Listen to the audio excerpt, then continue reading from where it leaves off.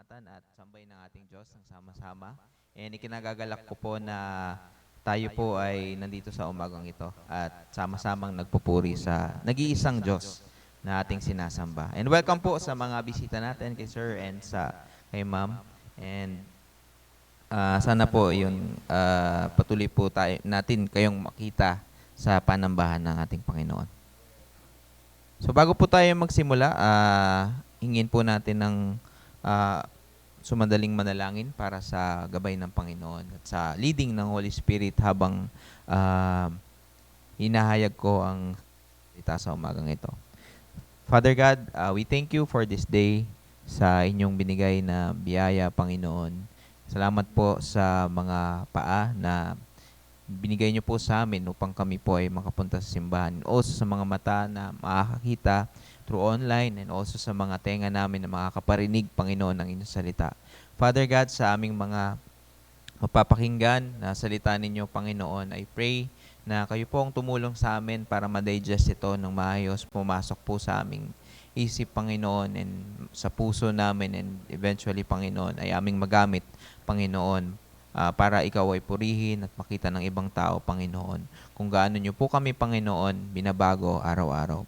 Marami pong salamat, Lord God. Ay tago niyo po ako sa inyong likuran at naway ang iyong kabanalan, Panginoon, ang makita ang iyong liwanag at hindi po ako. Gamitin niyo po ako, Panginoon, upang mag-plant ng idea seeds, Panginoon, sa mga taong ito, Panginoon, at para po sa kanilang kapurihan at sa inyong kapurihan, Panginoon. Ito po ang aming samot dalangin sa pangalan ni Jesus na aking Panginoon, sirin tagapagligtas. Amen. Ayan. So, pagpapatuloy po tayo ng ating series sa umagang ito. So, pangilan na po bang series tayo ngayon? Yes, pangatlo na po tayo. So, nasa landas ng pagbabago pa rin po tayo. And ang main topic natin sa umagang ito is tamang pananaw, which is makikita po natin sa John 6. So, buong John 6 po yung verse na chapter. So, medyo mahaba po siya kasi story po siya about dun sa, mamaya i-discuss natin. But before we go on sa ating message for today, konting overview lang po tayo para maalala natin yung ibang mga yung dalawang series na ibinahagi ni ng iyong lingkod and si Pastor Randel po. So yung una po sa ating series, yung tamang pananaw, is huwag bumalik. So sino po yung ating main character po doon? Si Lot and si Lot's wife. So kung nakita natin doon kung saan ginunaw nga ang Sodom and Gomorrah and kung paano niligtas si Lot at ang kanyang pamilya. Although yung asawa niya na walang pangalan, Lot's wife, ay bumalik at siya ay nakitaan natin ng aral, no? Na kung saan dapat tayo magtiwala sa pagbabago na nais ng Diyos, tayo ay manalangin sa paghihirap na harapin at manghawak sa pagmamahal ng Diyos. And sa pangalawang series po natin, Landas ng Pagbabago, na shinare ni Pastor Randel, kwento naman po ito ni Jonah, na kung saan siya ay, yun nga, yung nakain ng balyena or isda, fish, na kung saan pinapapunta siya sa Ninive, pero pumunta siya ng Tarshish. So kung nakita po natin kung gaano kalayo yung kanyang nilakbay or gustong puntahan, makalayo lang sa Panginoon. And inilantad ng Diyos ang kanyang mga ginawa, no? Sabi doon sa point ni Brother Randel, ni Pastor Randel, ilalantad ng Diyos ang ating mga kasalanan pag ginawa natin 'yon. Ilalayo ka ng iyong kasalanan. So mas lalo kang mapuprone sa kasalanan at titigas ang iyong puso. Pangatlo, idadamay mo ang iba sa iyong kasalanan. So hindi lang ikaw, pati yung mga kasama mo, nadadamay din natin sa ating mga kasalanan. And lastly is ikapapahamak mo ang kasalanan. So sa umagang ito, we will discuss or iahayag ko po sa inyo ang landas ng pagbabago bilang tamang pananaw sa John 6. So, bago po tayo magsimula, since hindi po natin siya ma-Bible reading kasi sa sobrang haba niya, bibigyan ko na lang po kayo ng brief overview patungkol sa kung paano tayo nag-come up dun sa story na kung saan si Jesus, sinasabi niya na siya ay ang bread of life or ang tinapay ng buhay. So sa simula, ang Panginoong Hesus ay nagpagaling sa isang bayan at pumunta sa bayan ng Tiberias. So sila ay nagpagaling doon sa pinakaunang bayan na pinuntahan at nung nandun sila sa Tiberias, may mga taong sumusunod na sa kanya. So nakikitaan na siya ng mga signs and wonders kasi nga nagpapagaling na si Jesus and nakikita na yung mga tao ay sumusunod sa kanya. So dito, makikita natin na si Jesus ay nagpakain sa bandang taas ng chapter 6. Nagpakain siya ng 5,000 men. So yung pinakain niya, nagmula sa dalang pagkain ng bata, which is yung 5 tinapay, tapos 2 isda. And yun yung ginawa ng Panginoong Hesus at pinakain niya, pinaupo niya yung mga tao, and then sila ay nabusog. At hindi lang yon, alam naman natin na after nilang mabusog, inipon yung mga tira and nakaipon sila ng madami pang pagkain. So makikita natin yung blessing ng Panginoon and yung ginawa niyang miracle dun sa biyayang binigay sa mga tao is kamangha-mangha. And again, yung mga tao is namangha sa ginawa ng Panginoong Hesus. And after nun, gusto siyang maging hari ng mga tao nga na sumusunod sa kanya. And sabi nga ng Panginoon, hindi pa daw sapat, yung oras ay hindi pa hinog. Kumbaga, hindi pa yung oras na yun para siya ay tanghalin bilang hari. Kaya siya ay umalis at umakyat sa bundok kasama ang kanyang mga disipulo. At doon, habang nagwi-withdraw ang Panginoon sa mountain ng Solo, sumakay naman ang mga alagad niya sa boat papunta ng Capernaum. And doon nila, habang sila ay bumabiyahe papuntang Capernaum, nakita nila si Jesus na naglalakad sa tubig. And sila ay na frightened. So ibig sabihin na parang natakot sila. So kahit sino man, makikita mo isang tao naglalakad sa tubig sa gitna ng bagyo at sa pagaspas ng hangin, makikita nila si Jesus. And sumakay si Jesus sa kanila and then eventually nakarating sila sa Capernaum. And doon na nagsimula yung ating pag-uusapan sa umagang ito, na kung saan si Jesus, sinabi niya sa mga tao na tagasunod niya na siya ang tinapay ng buhay. Sabi dito, nung mga tao, nung nakita siya sa Capernaum, "Uy Lord, nandito ka pala." So parang sinusundan nila si Jesus without knowing na si Jesus, alam ni Jesus yung kanilang mga motive. So bakit ba sinusundan ng mga tao si Jesus that time? It's because nakikitaan siya ng himala, nakikitaan siya ng signs and wonders na hindi kaya ng ibang tao. And also, siya ay nagpapakain. No? Parang DBBS ba yun? So, tayo nagpapakakain sa mga bata para part ng ating program dun sa mga kabataan. And yung motive ng mga tao ay nakita ni Jesus. Kaya ang sinabi niya dito, sa verse 26, kung may mga Bible po kayo, no? Paki-open po sa verse 26, John 6:26. Sabi dito, "Totoo ang sinabi kong ito. Hinahanap ninyo ako, hindi dahil sa mga himalang nakita ninyo, kundi dahil sa nakakain kayo ng tinapay at nabusog. Huwag ang pagkaing nasisira ang iyong pagsikapang kamtan, kundi ang pagkaing hindi nasisira na nagbibigay ng buhay na walang hanggan. Iyan ang ibibigay sa inyo ng anak ng tao, sapagkat ipapakita ng Diyos Ama na siya ang may ganitong karapatan."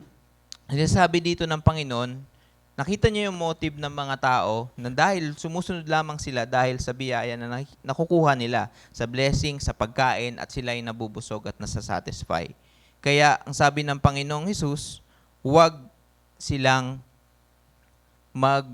settle lang doon sa tinapay na nakukuha nila para masatisfy ang kanilang katawan, kundi sa tinapay ng buhay.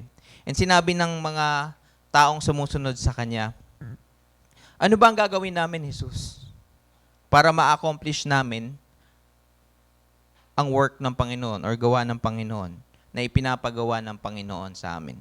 And dito na nagsalita ang Panginoon. makikita natin yan sa point 1. Na kung saan sinabi ng Panginoon na dapat tamang pananaw sa landas ng pagbabago, kailangan manampalataya kay Jesus. At sa pamamagitan ng ating pananampalataya or nananampalataya tayo kay si Jesus, siya lang ang ating dapat na paniwalaan. So, i-highlight po natin yan sa pamamagitan ng mga verses na ito sa verse 29 papuntang 34. Sabi dito, ito ang ipinapagawa sa inyo ng Diyos. Sumampalataya kayo sa sinugo niya, tugon ni Jesus. So, kanino daw po tayo dapat sumampalataya? Sa sinugo niya. Sino pong sinugo ng Panginoon? Si Jesus. Verse 30, ano pong himala ang maipapakita ninyo upang sumampalataya kami sa inyo? Ano po ang inyong gagawin? So makikita po natin dito na yung mga tao is proof basis. Kumbaga, sinabi ng Panginoon, ako ang tinapay ng buhay, kailangan manampalataya kayo sa akin. Pero ang tugon ng mga tao, may pruweba ka ba? So parang sigurista yung mga tao that time, no? Hindi lang that time. Ngayon, marami din tao ang naniniwala or maniniwala sa Diyos kung sila ay makakakita ng mga bagay na hindi nila maarok sa kanilang isipan. Kaya nung panahon na yan, naghahanap po sila ng signs. Hindi lang sila nagbe-base sa sinasabi ng Diyos, kundi sa sign na makikita nila. Sabi dyan sa 31, ang aming mga ninuno ay kumakain ng mana sa ilang. Ayon sa nasulat, sila'y binigyan niya ng tinapay na galing sa langit, sabi nila. Familiar po sa pangyayaring ito? Yes, sa Genesis, makikita natin to sa Exodus 16, makikita natin kung saan si Moses nung time na sila ay yung mga Israelites ay dinadala or pinatakas sa Egypt papunta sa bayan niya sana, na nag-rumble sila, nagpaulan ng Diyos ng mana na silang na yun naman ang kinain nila. So yun yung nakita ng mga tao kung saan nakatingin sila doon sa idea na si Moses pa rin at yung mga ginawa ni Moses ang nakatatak sa isip nila, which is mamaya itatalakay natin bakit ganun ba ang nangyayari sa panahon na yun.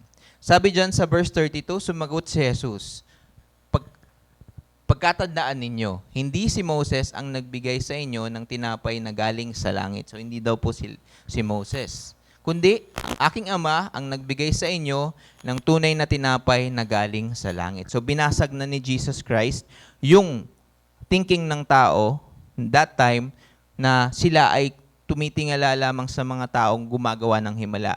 Kundi, hindi sa tao na kung saan siya ang nagkukos para dun sa himala na mangyari, which is ang Panginoon.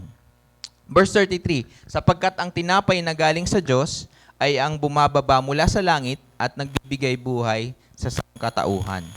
Sumagot sila, Ginoo, bigyan po ninyo kaming lagi ng tinapay na ito. So makikita po natin ang response na naman ng tao. No? Una, nagtatanong sila, ano bang maipapakita mo sa amin na himala? So binasag ng Panginoon ang idea na si Moses ang dahilan at si Moses ang may kapangyarihan dahil nakagawa nga ng himala nung kanilang mga forefathers or mga ninuno nila. Binasag ng Panginoong Hesus at napakinggan nga ito ng mga tao na sumusunod kay Jesus and sinabi niya siya ang tinapay na galing sa taas na ang bibigay buhay sa sangkatauhan. And makikita natin ang response na ito, bigyan niyo po kami lagi ng tinapay na ito. So ano po ang heart na makikita natin ulit sa mga tao? Pwedeng yung iba sa kanila, talagang hindi pa nakakaintindi kung ano ba talaga ang tinapay na ito. Kaya nga, sa susunod na verse, makikita natin, uulit-ulitin ng Panginoon na siya ang tinapay ng buhay. At in the end, makikita natin, ano pa rin ba ang response ng mga tagasunod niya that time.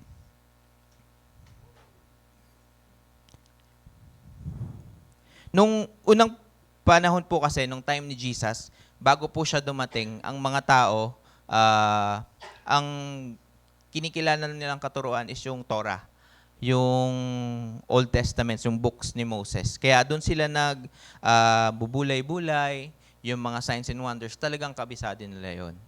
Kung paano dinala ni Moses sa tulong ng Panginoon ang mga Israelita papunta sa lupang pangako. But hindi nila naisip or hindi nila tiningnan yung tunay na Diyos na nag-cause nun, kundi yung tao sila nakatingin.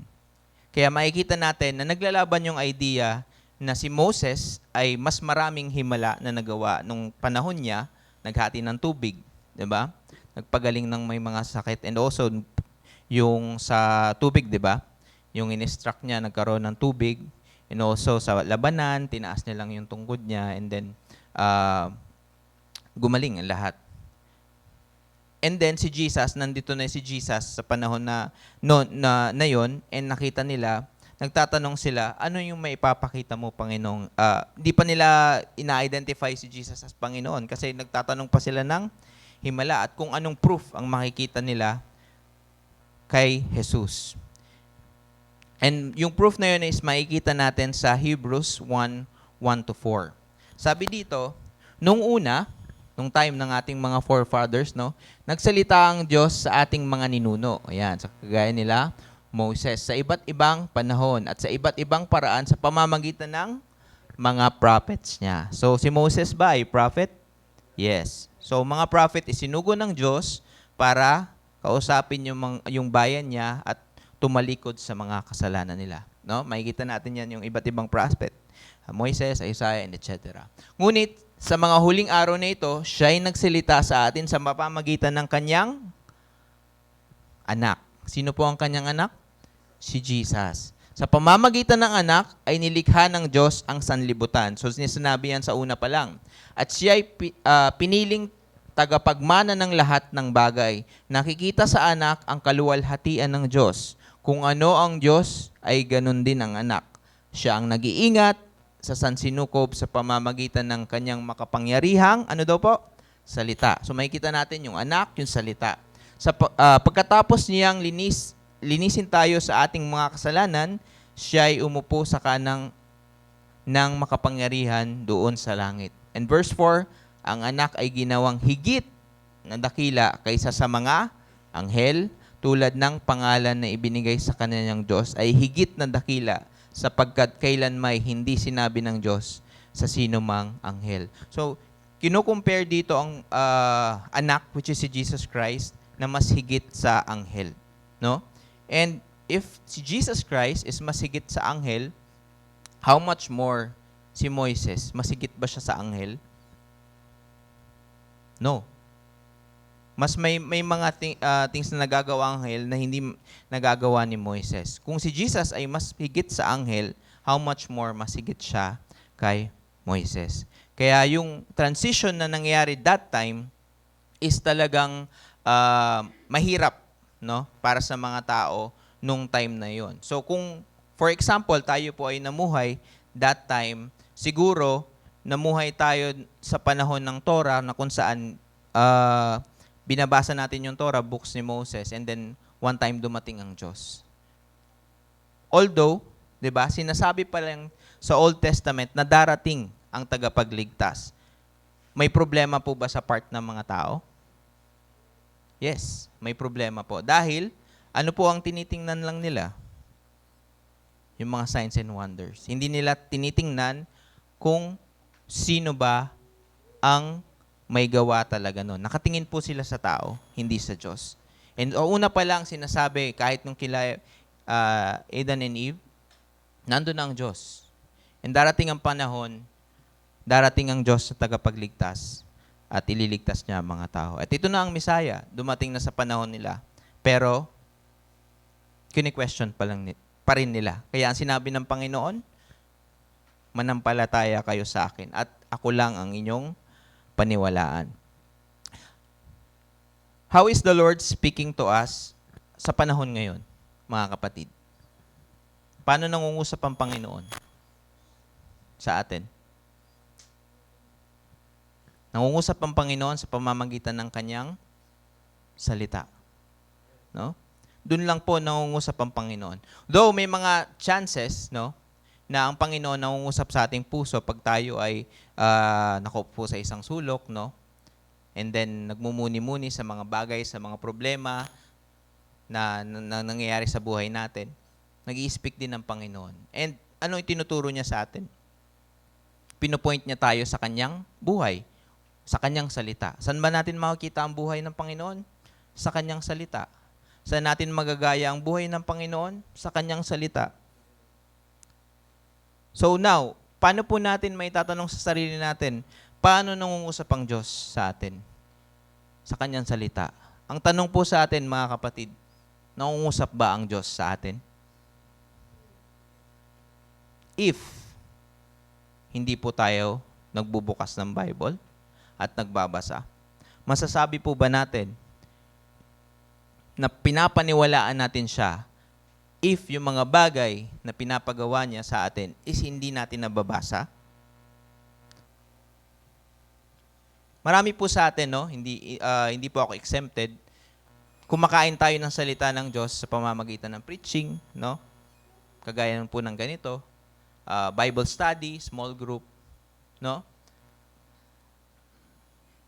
And then, kumakain tayo through our personal devotion sa Panginoon. Now, bilang isang Kristiyano, para tayo po ay mag-mature, kailangan natin yung mga bagay na yon para ma-feed ang ating soul. And isa lamang pong pinupuntahan na nun, mga kapatid, salita ng Panginoon. Now, pag isa doon ay hindi natin pinuntahan, like yung ABF, di ba? Feeding din ng spirit yon.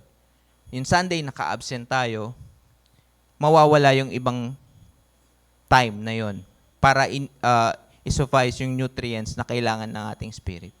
That's why yung kalusugan ng ating spiritual ay bumababa pag tayo ay hindi nakakapakinig ng salita niya.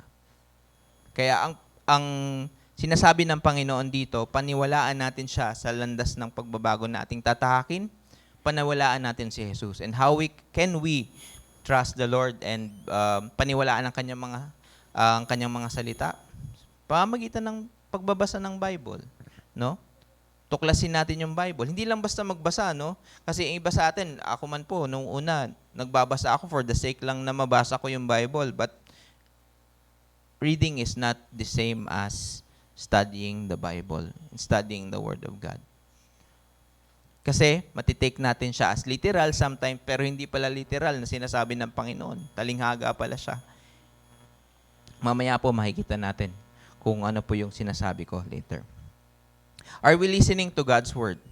Kagaya po ng sinasabi ko po kanina, mga kapatid, nakakapakinig tayo ng salita ng Panginoon sa pamamagitan ng mga activities sa church. Kaya nga po, inaanyayahan ng bawat isa na dumalo sa lahat ng activity ng church kasi ito po ay makakabuti sa atin. Hindi po ito makakasama. It will not take much of your time sa buhay nyo. Kung nakakapag-scroll po tayo sa FB ng more than 1 hour a day, ano pa po ba yung prayer meeting na 30 minutes or less than that para manalangin sa Panginoon? Sa ngayon po, mga kapatid, ang buhay natin is na-overpower pa rin ng mga signs and wonders. May chance po ba sa inyo, mga kapatid, na nagsasabi kayo na gagawin ko yung isang bagay na ito pag nangyari yung bagay na to? For example, sa panliligaw, no? Or nililigawan ka. Sasagutin ko lamang yung nangliligaw sa akin if ganito yung nangyari. Marami pong bagay ng ganyan. Pangalawa, sa paglilingkod din sa Panginoon, Lord, ayusin mo lang yung buhay ko, maglilingkod ako. May chance na ganun po. Lord, pagalingin mo lang ako sa sakit ko, maglilingkod ako sa'yo. So parang ang sinasabi natin, doon tayo nakafocus sa kondisyon na ginagawa natin para sa Panginoon. Hindi ko naman po sinasabi na masama yung kondisyon na yun. No? May portion na ginagamit ng Panginoon yun para ialis tayo sa kinalalagyan natin, kaya nagkakaroon tayo ng kondisyon. Kung naalala niyo po yung shinare kong salita sa inyo sa wag bumalik, nagpi-plead tayo sa Panginoon. Kagaya ng plead na ginawa ni Lot. Sabi niya doon sa kwento, Lord, dito mo na lang kami dalhin kasi itong bayan na to, pwede naman para kami ay maligtas. So nag-plead sila. The same time sa atin, we are pleading sa mga signs na makikita natin. At sometimes, yun yung nag-o-overpower sa atin na yun na lamang ang iniisip natin para sa katugunan ng ating mga plano sa buhay. Na-try na po ba natin na pag may problems tayo, seek the Bible, seek the Word? Na-try po ba natin na before we ask sa Panginoon kung anong signs na gusto niya bago natin gawin yung bagay na ito is tingnan muna natin sa Bible? Most of the time po, hindi po natin ginagawa. Again, hindi po ako exempted doon, mga kapatid. So sa ating landas ng pagbabago, pwede pong i-start natin na hanapin ang Panginoon sa pamamagitan ng kanyang salita. Libre naman po ang Bible, no? Marami po sa atin, maraming version ng Bible. Nagkalat na po sa internet lahat ng mga versions, may Tagalog pa. Di ko alam kung may sinasalin pa sa ibang lingwahe like Ilocano or Bicolano. I think meron na din po. No, meron na ding audio. Kahit yung mga visually impaired na tao, makakapakinig ng salita. Kaya wala pong exemptions sa pagbabasa at pakikinig ng salita ng Diyos.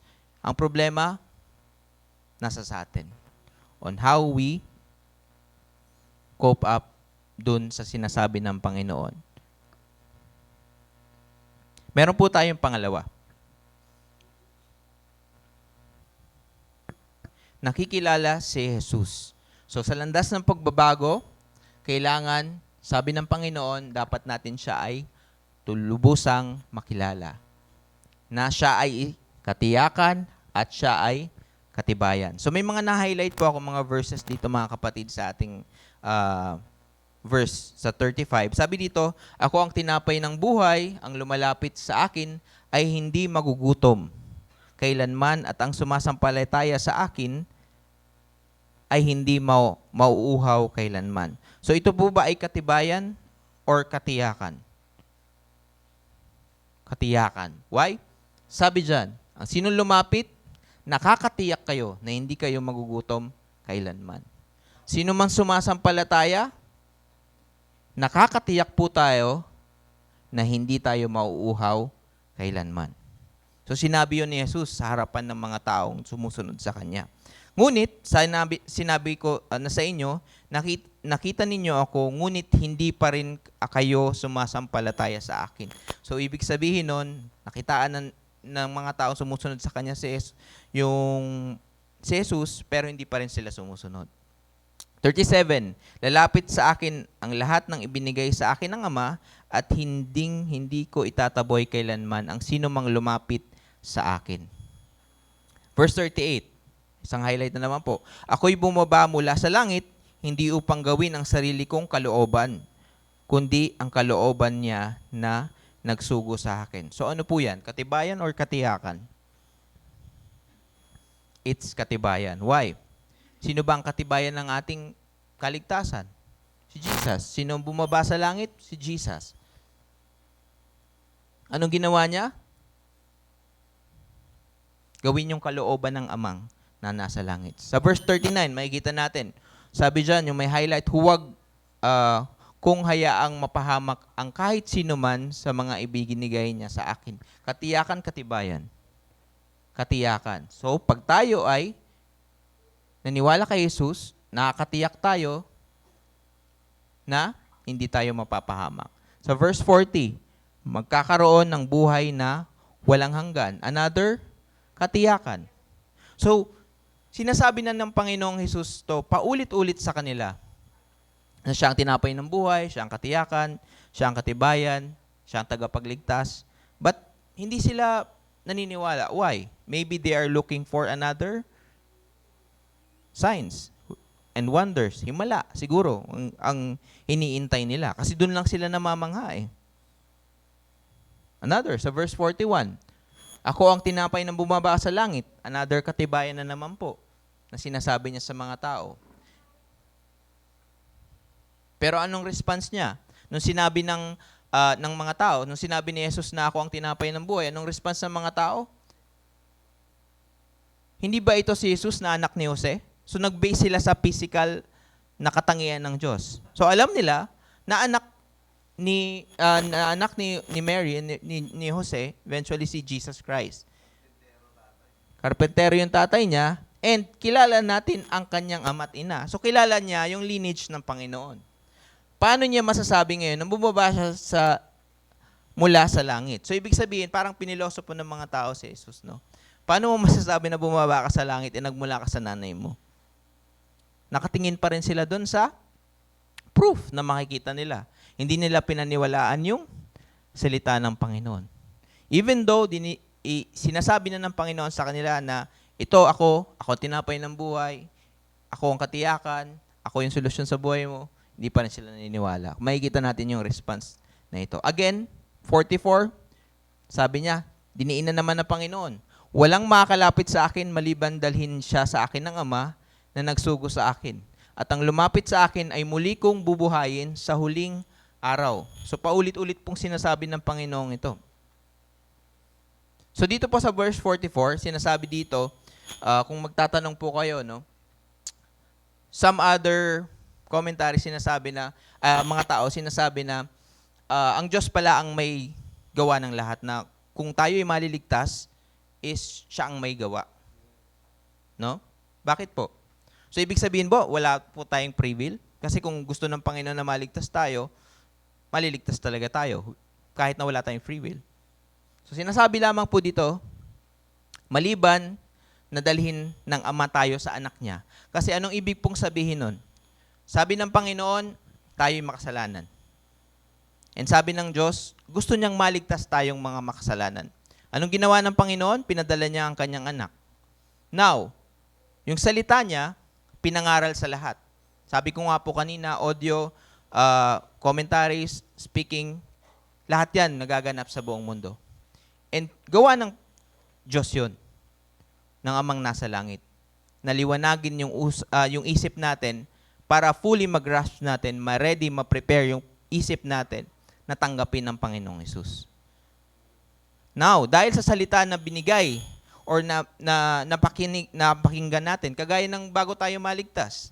Bago ba tayo maligtas, may nangyari pa muna? Yes. Yung iba sa atin, siniran.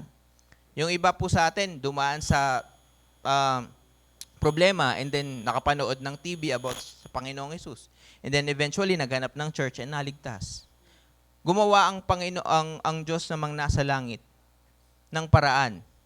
Niliwanagan niya ang isip natin and then dun na po papasok ang free will. Na kung saan, pinoint tayo ng Panginoon sa kanyang anak. Gusto ba nating tanggapin ang kanyang anak para tayo ay maligtas? O hindi? Dun po papasok ang free will. Kaya lahat po, ang Diyos ang may akda, tayo ang nagdidesisyon. Pag lumapit tayo sa kanyang anak, siya ang katiyakan at katibayan ng ating buhay. Patuloy po tayo. Ito po, 47, ang sumampalataya sa akin ay may buhay na walang hanggan. Another, katiyakan na naman po. 48, tinapay ng buhay ang Panginoon, katibayan. 50, narito ang tinapay na bumaba mula sa langit. Again, inulit niya na naman po, no? And sa 51, ako ang tinapay na nagbibigay buhay na bumaba mula sa langit. So kung babasahin po natin yung buong chapter ng John 6, lahat po yan, after na magpakain si Jesus ng 5,000, pababa, pag binasa mo yan, maririndi kayo na sinasabi niyang, ako ang tinapay ng buhay. Maririndi yung mga taong hindi maniniwala sa Kanya. Why? Sobrang sinasabi na ng Panginoon, no? Ako to, hindi pa rin siya pinapaniwalaan. And in the end, makikita po natin mga kapatid, ano yung naging result at anong naging nangyari sa kanila nung last na sinabi ng Panginoon itong bagay na ito. Sabi sa 1 Corinthians 2:4-5, sa aking pananalita at pangangaral ay hindi ko sinubukang hikayatin kayo sa pamamagitan ng mahusay na talumpati at karunungan ng tao. Subalit, nangaral ako sa pamamagitan ng kapangyarihan ng Espiritu, upang ang inyong pananampalataya ay masandig sa kapangyarihan ng Diyos at hindi sa karunungan ng tao. So sinabi ito ni Paul habang siya ay nangangaral. So anong sinasabi niya dito in connection sa ating point? Sinasabi niya dito na siya ay nagpapangaral, hindi galing sa karunungan ng tao. Kilala naman po natin si Paul, di ba? Dati siyang manunuligsa and dati siyang Pharisees. Siya po ay, pag sinabing Pharisees, may, may mga karunungan yan. Mga dalubhasa noong time na yon, mga pantas na ika nga. So kung sila ay may knowledge na nanggagaling sa sarili nila, tapos nung naligtas si Paul, hindi niya na ginamit yun. Sabi niya, hindi na kami nag-deal doon sa karunungan ng tao. Kasi kung may karunungan ka, most of the time, ginagamit mo yon para to please others. But sinasabi dito ni Paul, subalit nag-aaral ako sa pamamagitan ng kapangyarihan ng Espiritu. And yung kapangyarihan ng Espiritu, ang kanyang sandigan. Yung sinandigan niya, hindi ang karunungan ng tao. So makikita po natin na si Paul sa pagsiserve niya, hindi siya nag-rely sa sarili niyang kakayanan. Why? Because naniniwala siya na ang Diyos ang nagbibigay ng lahat at ang tunay na sandigan. Kagaya na, taliwas sa mga naiisip ng mga taong sumusunod kay Jesus sa John 6 na kung saan kailangan nila ng pruweba. Kaya na-miss nila yung bagay na nangyari kay Paul. Nakita nyo naman kung paano si Paul ginamit nung time niya na nag-serve siya sa Panginoon. Sa buhay natin mga kapatid, nakikilala ba natin si Jesus na siya ay ang katiyakan at katibayan? Kung hindi pa po mga kapatid, unti-unti na natin, no? Pag sinabi natin na ang si Jesus ang katiyakan at katibayan, masasama po natin siya na placing our trust in Jesus Christ. Nasa Kanya na lahat ng pruweba, no? Sinabi niya na lahat ng pruweba. Nasa Kanya na lahat ng pruweba and sinabi niya na lahat ng katibayan sa atin. Through His Word. Anong kailangan? Trust. Kaya napakahalaga po ng sinasabi ni Paul dito sa 1 Corinthians 2:4-5. Ano po ang unang point natin? Nananampalataya sa Panginoon na siya lamang ang ating paniwalaan. Pangalawa, nakikilala si Jesus na siya ang katiyakan at siya ang katibayan. And ang ating pangatlo, meron po tayo, nananatili kay Jesus. So ito na po ang huling points, but hindi po ito yung ito yung huling points pero hindi siya least, kumbaga. Makikita natin kung bakit kailangan nating manatili sa Panginoon. So sinabi dito, manatili tayo kay Jesus kasi siya ang tinapay ng buhay. Nung time po ni Jesus, ano po ang primary na kinakain ng mga tao nun? Wheat ba? Bread, trigo, di ba? Bread, and also may mga wine sila kasi yung wala pang filtration na nagaganap doon na that time.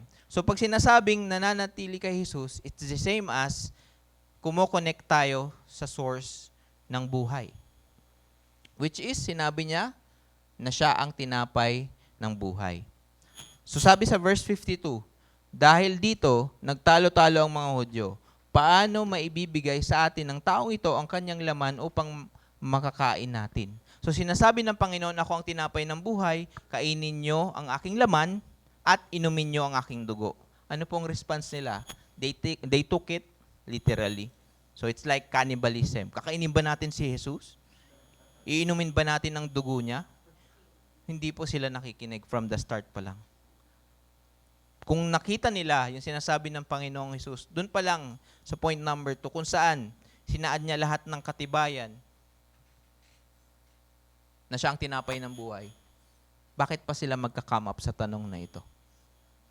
Sabi sa verse 53, sinabi ni Jesus, pagkakatandaan ninyo, malibang kainin ninyo ang laman ng anak ng tao at inumin ang kanyang dugo, hindi kayo magkakaroon ng buhay. So inulit niya na naman po mga kapatid. 54, ang kumakain ng aking laman at umiinom ng aking dugo ay may buhay na walang hanggan. At muli ko siyang bubuhayin sa huling araw. Nasabi na rin po siya sa bandang taas, kung nakikinig lamang po ang mga tagasunod. 55, sapagkat ang aking laman ay tunay na pagkain at ang aking dugo ay tunay na inumin. So, nakasabi na rin po sa bandang taas kung saan kinumpare niya ang trigo na pinaulan ng Diyos sa pamamagitan ni Moses sa pamamagitan ng Diyos dito sa tunay na tinapay na nanggaling sa taas, which is si Jesus Christ. 56.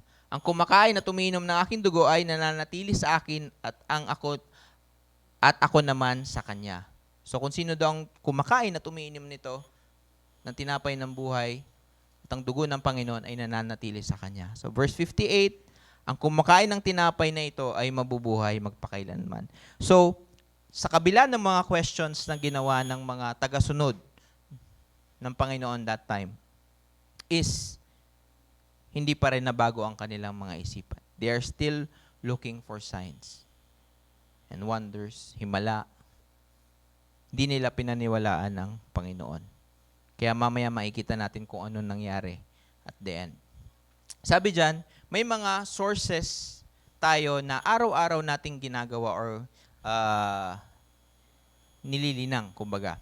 Ano po yung mga sources na kailangan ng tao para mabuhay? Basic needs natin, pagkain. Mabubuhay ba tayo pag walang pagkain? Ilang araw lang.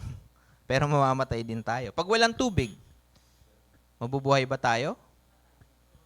Ilang minuto kasi mabibilaukan ka, machuchoke kapag pag sobrang wala kang tubig, di ba? Air. Lalo na yan. Pag wala tayong hinihingang oxygen, no? Wala din. Mamamatay din tayo. Shelter. Pwede tayong mabuhay pag walang shelter, kagaya din ng mga unfortunate, di ba? Palaboy. But, kailangan pa rin yun para mas mabuhay ng maayos. Kaya pinapakita ng Diyos yung mga bagay na ito, paano tayo mananatiling buhay ang ating spirit sa Panginoon. Anong kailangan? Kagaya ng ating paglong sa mga pagkain, sa pag-inom, paghinga, at sa tirahan natin, ganun din dapat ang response natin sa tunay na nagbibigay ng buhay. Which is ang tinapay ng buhay na inulit-ulit niya na siya ay si Jesus. If we want to live, we continue to use or consume our basic needs. Sa physical po natin yon. Pero if we want to grow, mature in our Christian life, ano po ang kailangan natin gawin? Consume the body of Christ, drink the blood of Christ. How can we do that? Sa pamamagitan pa rin po ng salita niya. We consume the body of Christ, pinabasa natin ang salita ng Diyos. And doon tayo nakakuha ng aral, nakakapulot ng aral para magamit natin sa ating buhay. Same as drinking the blood of Christ. It's not literally drinking or eating the flesh of God. In the same way, we also need the bread of life, which is Jesus Christ. Ang salita ng Diyos ay kailangan natin, mga kapatid, para mag-grow tayo spiritually. Kaya umpisa na nating buklatin ang ating mga Bible, basahin, at mag-aral ng kanyang salita. Ano pong sinasabi sa John 6:63? Ang Espiritu ang nagbibigay buhay. Hindi ito magagawa ng laman. Ang mga salitang sinasabi ko sa inyo ay Espiritu at ito ang nagbibigay buhay. Ano po ang nagbibigay buhay spiritual sa atin? Salita ng Diyos. Kaya mga kapatid, kung kinikilala natin ang Diyos na siya ang tinapay ng buhay at gusto nating manatili sa Kanya, huwag na nating ilayo yung sarili natin. I-close na natin ang sarili natin sa Panginoon. And how can we do that? Mag-spend tayo ng mas maraming oras, no, sa Panginoon. Sa pag-aaral ng salita niya, sa pagdalo ng mga activities na ginagawa ng church. Kasi doon lang po tayo makakapakinig ng salita ng Panginoon. Meron po tayong prinsipyo. Ang mga natuto mula sa Diyos ay makikinig at susunod sa Panginoong Hesus. Ito ang katibayan ng ating kaligtasan at relasyon sa Kanya. So lahat po ng natututo sa Diyos, makikinig sa Kanyang anak. At yun ang nagiging proof natin ng tunay na relasyon sa Panginoon. Bakit niya binigay ang Diyos, si Lord Jesus Christ? para maging tulay natin papunta sa Ama. Kasi hindi natin siya ma-reach, di ba? Dahil sa ating mga kasalanan. Kaya binigay niya ang anak niya. Now, kung tayo ay natututo sa Diyos sa pamamagitan ng kanyang anak, at ito'y nagsisilbing kaligtasan at kasiguruhan ng ating relasyon sa Kanya, ano po ang nangyari sa mga tagasunod ni Jesus that time? So makikita natin yan sa John 6:60. Sabi dyan, narinig ito ng kanyang mga alagad at marami sa kanila ang nagsabi, mabigat na pananalita ito. Sino ang makakatanggap nito? So ito po yung last na sinabi ng mga tagapagsunod niya. After sabihin ng Panginoon, paulit-ulit na siya ang tinapay ng buhay, siya ang tagapagligtas, lumapit kayo sa akin at kayo'y bibigyan ko ng buhay na walang hanggan at kasiguraduhan. Anong response po nila? Napakabigat naman ng pananalitang yan. Parang hindi ka tanggap-tanggap. So kung makikita po natin yung mindset nila, hindi talaga sila nakinig sa Panginoong Hesus. Bagkus, nag-aabang siguro sila ng himala na para nila makita personally at saka sila maniwala, kagaya ng ginawa nila sa paniniwala nila kay Moses. Sabi dito, kahit walang nagsasabi kay Jesus, alam niya na nagbubulong-bulungan ang kanyang mga alagad. So tinuring pa na sila alagad tungkol dito kasi kasama niya yung disciples. And kung makikita niyo yung scenario, kinakausap ni Jesus Christ yung mga tagasunod niya, at the same time, meron siyang kasamang disciples niya. So, pwedeng nasa tabi niya lang yun, no? And yun yung scenario makikita natin. So, nagbubulong-bulungan sila. Pag sinabi nagbubulong-bulungan sa classroom, di ba? Parang may disagreement na nagaganap, may question na gustong mangyari. Kaya pag maingay yung classroom, hindi naiintindihan ng estudyante ang tinuturo ng teacher. Kaya sinasabi dito, nagbubulong-bulungan kayo, kaya sinabi niya, dahil ba rito, tatalikuran na ninyo ako? So nagtanong na ang Panginoong Hesus. And in the end, hindi nila natanggap yung salita ng Panginoon. Sinabi dito, ngunit may ilan sa inyong hindi sumampalataya. Alam na ni Jesus buhat pa noon una kung sino-sino ang hindi mananalig sa Kanya at kung sino ang magkakanulo sa Kanya. So kasama na rin po dito si Judas, no? Kasama ni si Judas and may kasama pa siyang ibang tagasunod ni Jesus. Na nung time na sinabi niya na siya ang tinapay ng buhay, hindi nila natanggap kasi mabigat sa kanilang tanggapin yung time na yun. So, ano pong aral na makikita natin dito mga kapatid?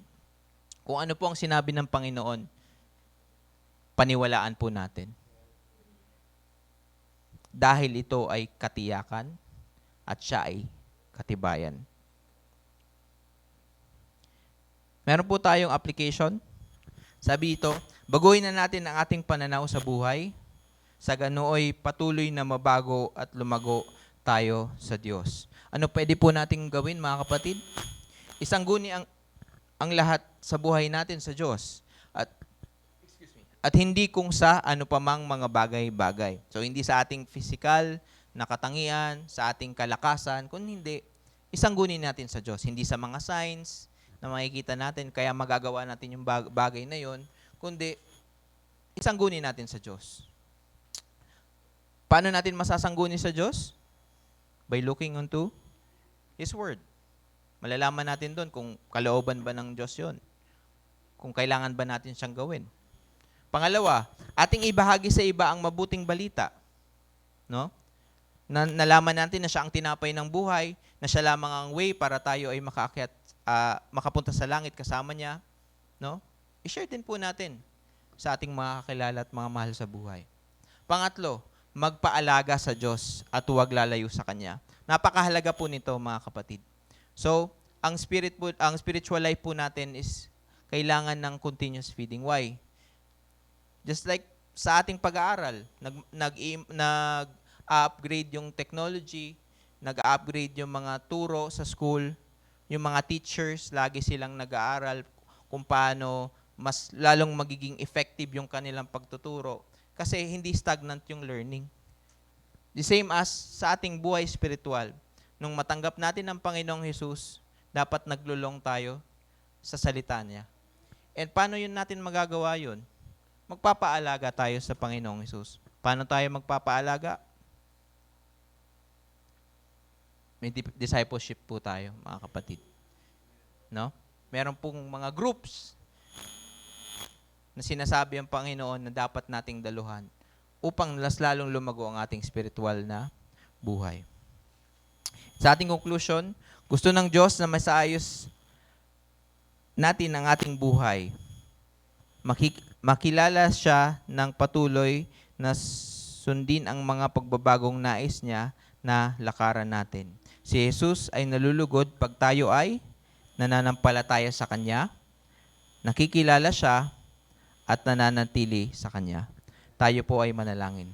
Panginoon, marami pong salamat sa umagang ito, Lord, on how you walk in our lives, Panginoon, sa message na ito.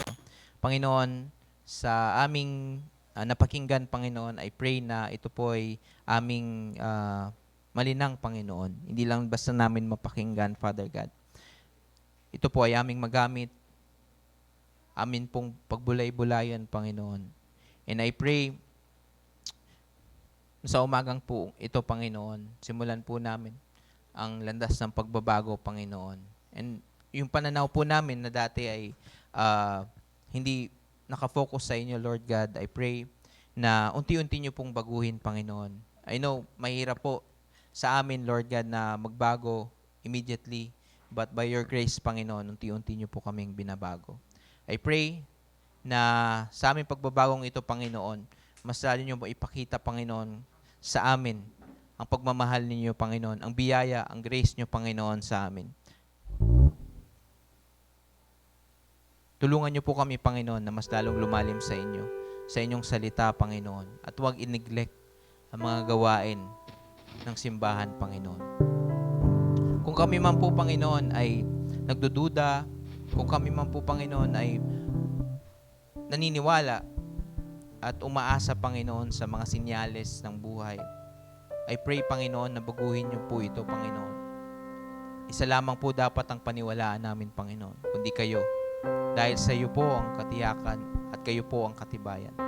Ito po ay makikita lang namin, Panginoon, sa inyong salita. Marami pong salamat sa buhay niyo, Panginoong Hesus, kung paano niyo po ginawang example, Panginoon, ang mga taong sumusunod para aming masundan, and also sa mga taong hindi sumunod sa iyo nung nakaraan, Panginoon, para kami po ay mababalaanan. Maraming pong salamat, Panginoon. The Lord bless you and keep you. The Lord make His face shine on you and be gracious to you. The Lord turn His face towards you and give you peace. Pinagpalang umaga po sa atin, mga kapatid.